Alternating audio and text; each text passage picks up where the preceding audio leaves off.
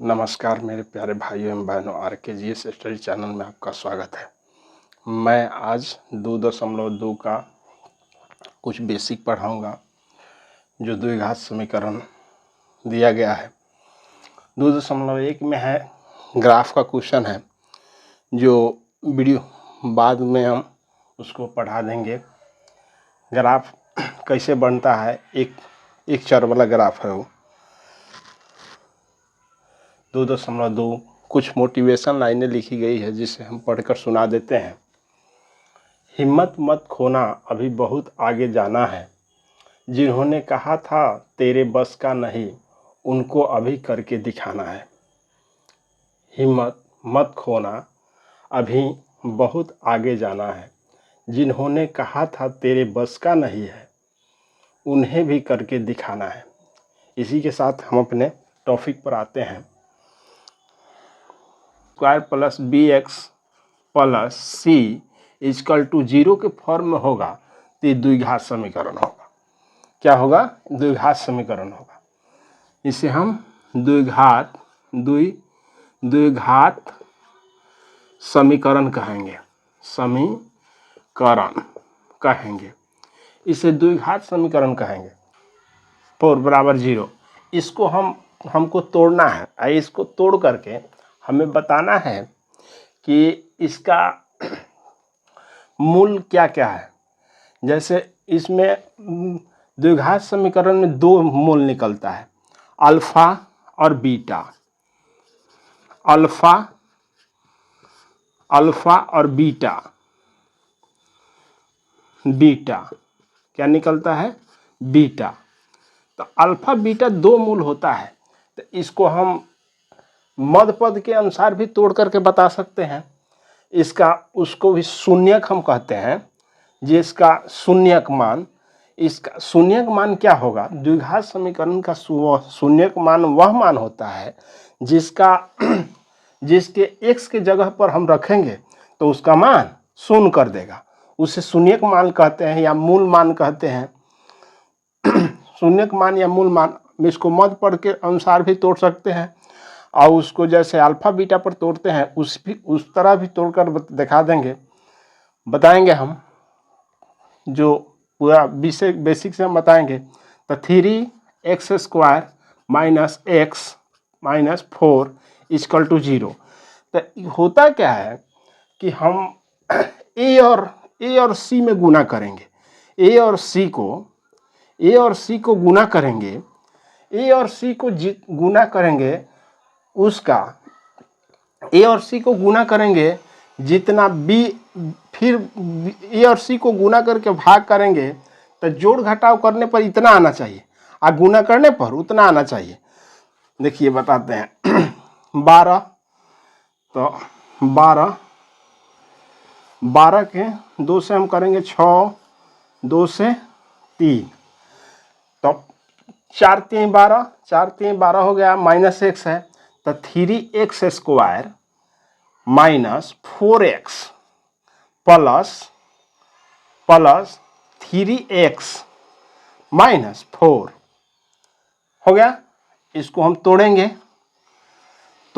तो 3x² minus 4x plus 3x minus 4, ये कहाँ से आया इसको हम बताते हैं। 4 3 12 हुआ तो 12x²। तो ये दोनों को मध्य पद को इस तरह तोड़ेंगे जो गुना करने पर हमको इतना a और c के बराबर आए। a और c के बराबर, तो a और c के बराबर 3x² गुना 4 से करेंगे तो 12x² आ गया, 12x²।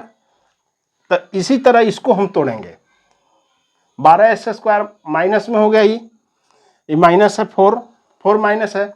इसमें हम गुना करें माइनस 4x गुना प्लस 3x तो माइनस 12x² हो गया। तो गुना करने पर हमको a और c के बराबर है, जोड़ घटाव करने पर हमको मध्य पद जितना दिया है उसको, जैसे 4x में से 3x घटा लेंगे तो माइनस x आ जाएगा, माइनस 4x में से प्लस 3x घटा लेंगे प्लस 1 कॉमन ले लेंगे इसमें तो 1 कॉमन लेंगे, 1 कॉमन लेंगे तो जितना होगा उतना ही हो गया। 3x minus 4 is equal to 0, is equal to 0। तो 3x तो x plus 1 is equal x plus 1 into 3x minus 4 is equal to 0। यदि इंग्लिश में हम इसको इफ लिखते हैं, इफ यदि x प्लस 1 बराबर 0 तो x बराबर माइनस 1। यदि x 3x माइनस 4 बराबर 0, 3x बराबर 4, x बराबर 4/3, ठीक है, 4/3 है, हो गया। ये हो जाएगा क्या, x का वैल्यू एक वैल्यू आया, x का एक वैल्यू आया, x बराबर -1, x बराबर 4/3। ये क्या मान हुआ, इसका शून्यक मान। तो शून्यक मान हुआ, इसका मतलब है कि हम x के जगह पर -1 रखते हैं तो 0 हो जाएगा। देखिए हम सिद्ध करके बताते हैं। -1 तो -1 के स्क्वायर होगा तो 3 हो जाएगा। अब -1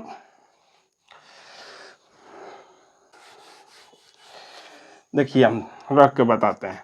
x का वैल्यू -1 रखेंगे तो 3 गुना -1 का स्क्वायर माइनस -x है, -x का गुना करेंगे 1 से गुना करेंगे -x में, तब प्लस 1 हो जाएगा, यहाँ -4 हो गया। 3 गुना 1 हो जाएगा, प्लस 1 माइनस 4 इजकल टू 0 हो जाएगा।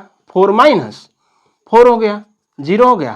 तो इसका शून्यक मान कितना हो गया, 1 हो गया। इसका शून्यक मान 1 हो गया, इसका शून्यक मान 1 हो गया। फिर दूसरा का होता है 4/3, तो 3x यहाँ रखेंगे हम, एक नंबर। दूसरा नंबर केस में होगा 3x² माइनस x माइनस 4 बराबर 0। तो 3x² का x के जगह पर रखेंगे तो 3 गुना 4/3 का स्क्वायर माइनस 4/3 माइनस 4 हो गया बराबर 0। अब 3 गुना 16/9 माइनस 4/3 माइनस 4, ये कटेगा 3 से, 3 माइनस 4 बराबर 0। 4 3 हो जाएगा, दिखाई दे रहा है कि ना, -4 16 माइनस 4 माइनस 12 हो गया, ये बराबर 0। तो 16 माइनस 16 बराबर 0, यानी 0 हो जाएगा। ये भी हो गया 2 नंबर। इसका शून्यक मान कितना, से द्विघात समीकरण होगा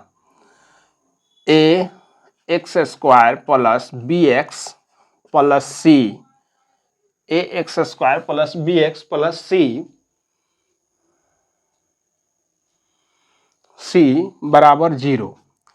तो इसका विवेचन विधि, एक और विधि है जो विवेचन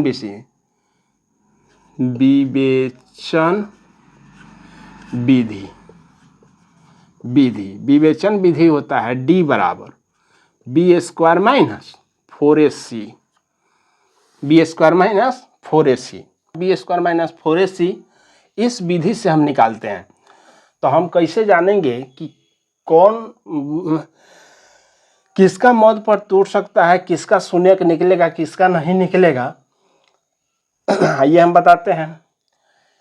जिसका मान d का वैल्यू, यदि d का वैल्यू b² माइनस 4ac को विवेचन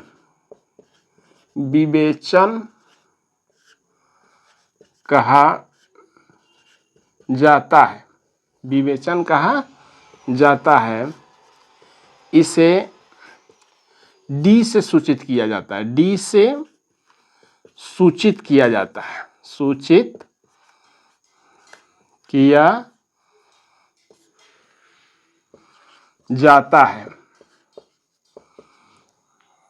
केस नंबर 1 कहता है यदि बी स्क्वायर माइनस 4ac बड़ा होगा 0 से, यदि 0 से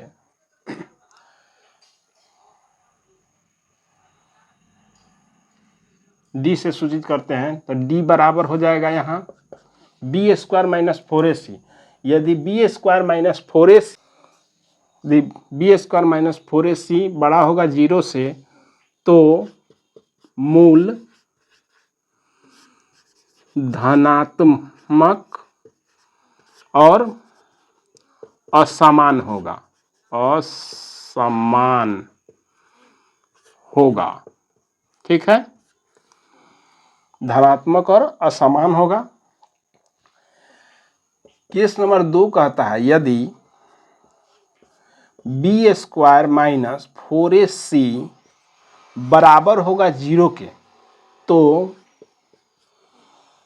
मूल धनात्मक और समान होगा, समान होगा। तीसरा नंबर केस कहता है कि यदि B square minus 4ac, B square minus 4ac छोटा होगा 0 से, तो मूल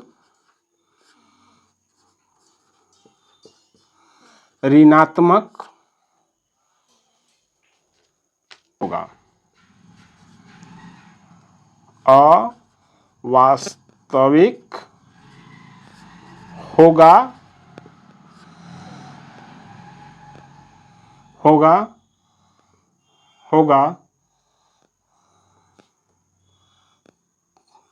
अवास्तविक होगा।